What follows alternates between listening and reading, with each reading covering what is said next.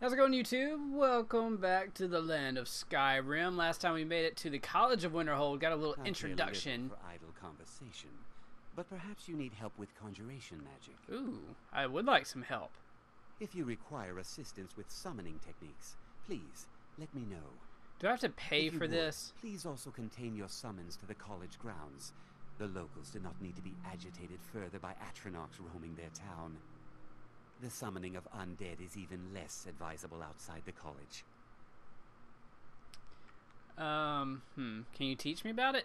I'll teach you some of what I know, but be careful. Yeah, I don't want to pay it. Although, I mean, it's 410 gold. But, if we want to do that, we'll do that later. Let's go talk to Urag. Oh, I can't talk to him from the other side? Okay, let's go up to him then. You treating any of these books. You are now in the Arcanium, of which I am in charge. It might as well be my own little plane of oblivion. Disrupt my Arcanium, and I will have you torn apart by angry Atronachs. Now, do you require assistance? Is there any college business I can assist with? If you're feeling adventurous, I'm always looking for someone to procure valuable books from some more dangerous locations. We'll come back to that. Some other time, perhaps. Quite an impressive library. A mage is only as good as what he knows. I try to make sure as much knowledge is available as possible. We've been keeping this collection since the Second Era. Books have come and gone during that time, but it's mostly intact. I love that he's an orc and he's like this big, huge position in the mage's college. Let's see. I'm looking for the Elder Scroll. And what do you plan to do with it? Do you even know what you're asking about? Or are you just someone's errand boy? Okay, now. Let's be careful what you say there. Tell me more about the Elder Scrolls. I knew it. Everyone comes in here expecting my help, but they don't even have the proper questions. An Elder Scroll is an instrument of immense knowledge and power. To read an Elder Scroll, a person must have the most rigorously trained mind, or else risk madness. Even so, the divines usually take the reader's sight as a price. Well then, price for what? The simplest way to put it is knowledge, but there's nothing simple about an Elder Scroll. It's a reflection of all possible futures and all possible pasts. Ugh. Each reader sees different reflections through different lenses and may come away with a different reading. But at the same time, all of it is true, even the falsehoods, especially the falsehoods. That's making my head hurt. Who wrote these Elder Scrolls? It would take a month to explain to you how that very question doesn't even make sense. The scrolls exist here, with us, but also beyond and beneath, before and after. They are bits of divine-made substance, so we could know them. Sorry, talking about the scrolls, you usually end up in irritating and vague metaphors like that. Some people who study them devoutly go mad. Yeah, well, this is a stupid question. Might as well just have dumbass written by it. Alright, do you have one I could use? You think that even if I did have one here, I would let you see it? It would be kept under the highest security. The greatest thief in the world wouldn't be able to lay a finger on it. Well, you don't know who you're talking to, do you? What about the Dragonborn? What about? Wait, are you? Were you the one the Greybeards were calling? Hells yeah. I'll bring everything we have on them, but it's not much. So don't get your hopes up. It's mostly lies, leavened with rumor and conjecture. Is that all I can ask about? Let's go back through. And what do you plan to do with it? You think that it would be kept under the highest security? The greatest thief in the world. Do you at least have any information on them? On it? Of course. I'll bring everything we have. So don't get your hopes up. So let's go back through. Let's get that last option. He'll probably just say the same thing, but I feel like it's a different question. I don't know who told you that, but I'll do what I can. What we do have are plenty of books. I'll bring everything. Okay, so don't yeah, get he your hopes he up. says the same Mostly thing. Lies, leavened with You take your rumor work and very conjecture. seriously. Of course I do. If I didn't, most of these books would have been burned to ashes or dissolved to nothing before the Third Era. Mages need to be reminded to be careful around research materials. You'd think they'd be the last people that needed to be reminded of that, or be watched around book, whatever. So, okay, right, then. he's gonna go get the books for us. I was wondering why it didn't just update anything.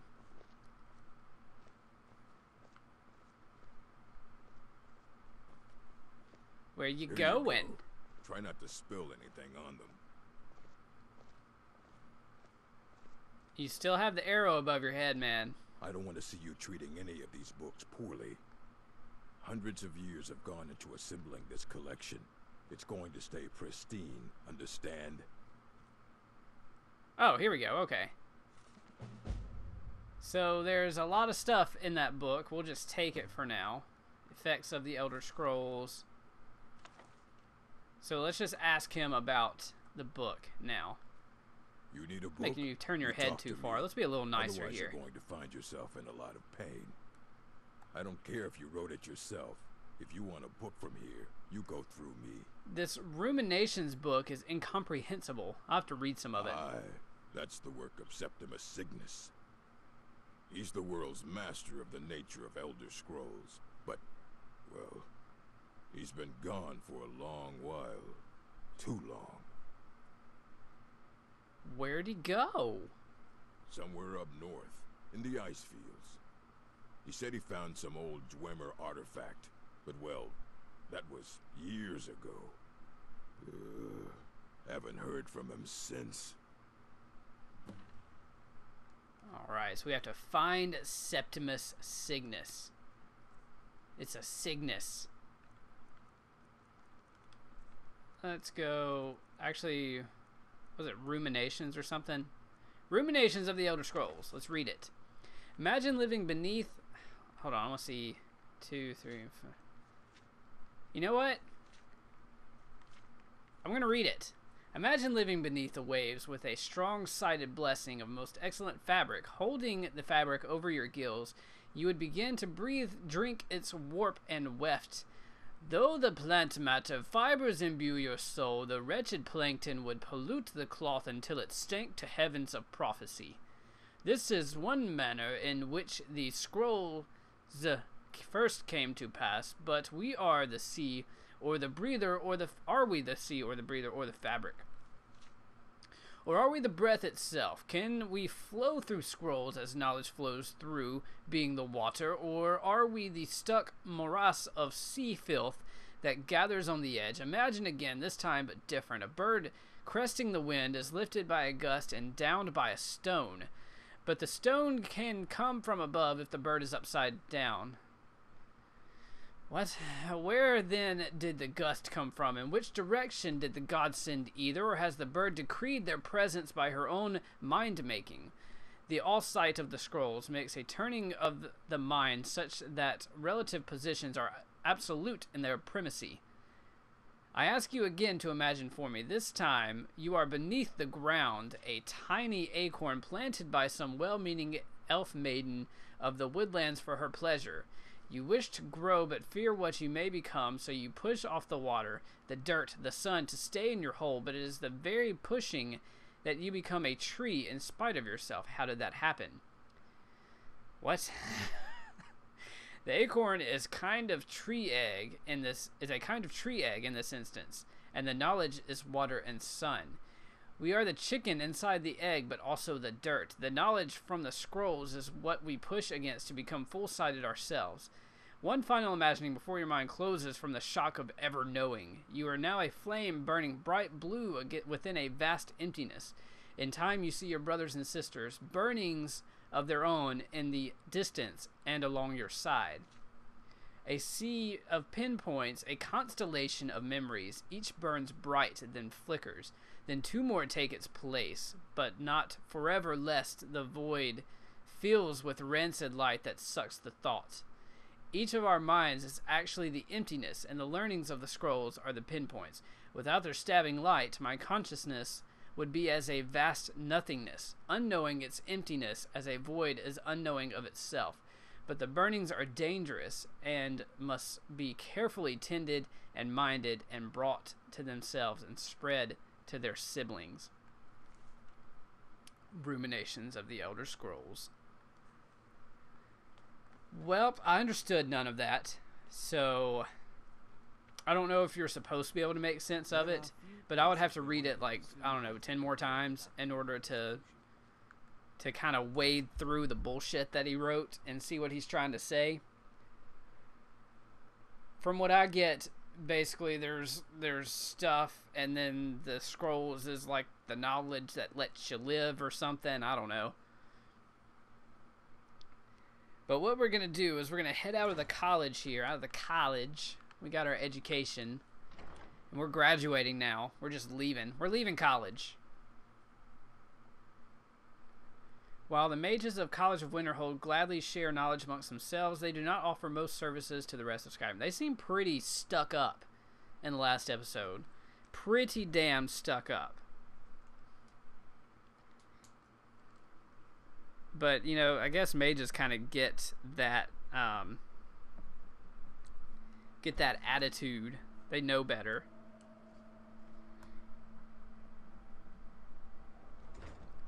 Alright, so let's see where... I know we can go to Sarthal. Learn the location of the Elder Scrolls. So we have to actually travel there. Wasn't that great? So let's do this. Let's fast travel to Ysgramor's tomb. And then that way we can just jump right on Shadowmere and head to this other place.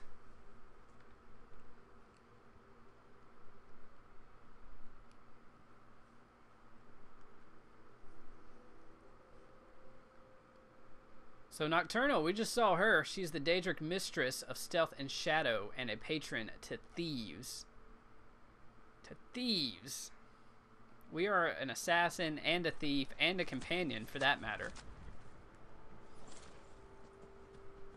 But let's just ride it dirty all the way down to wherever this is taking us. There's an enemy. I can't... Oh, it's a wolf. I couldn't even see what was happening. Are the wolves even trying to follow me through this? I don't know. But we have the swimming beast to take us to the other side. They don't have a chance. Even if they wanted to, they couldn't really do anything. Well, this is interesting. What is this? Oh, it's a cave we're headed to. Alright. Actually, I think I'm running out of time to record. Unfortunately, it's a short episode. So I think let's just get there and see what time we're at, because I might need to end the episode.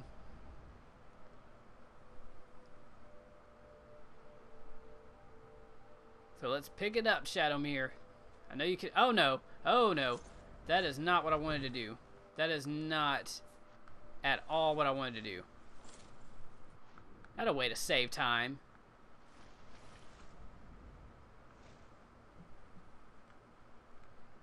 I accidentally just hit the dismount button, and I do not know why. And I don't know how well this is going to come across on the recording, but I'm not seeing too well right now.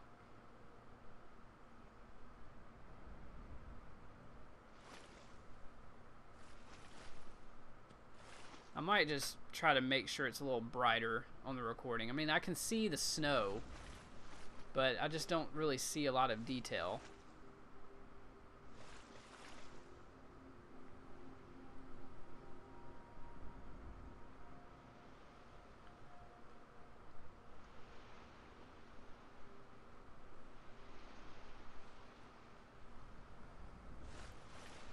So we're coming up to this cave, and it is Septimus Cygnus's outpost. So he may very well be here. I mean, this is his outpost. So I do believe I will end the part here, and next time we will head into his outpost and see if he is in here. See what craziness he's going to spew at us if he is in there. If you enjoyed the video, please leave a thumbs up. I really appreciate any and all support on this series. Thank you guys so much. I'll see you in the next video. And yeah, thanks for watching.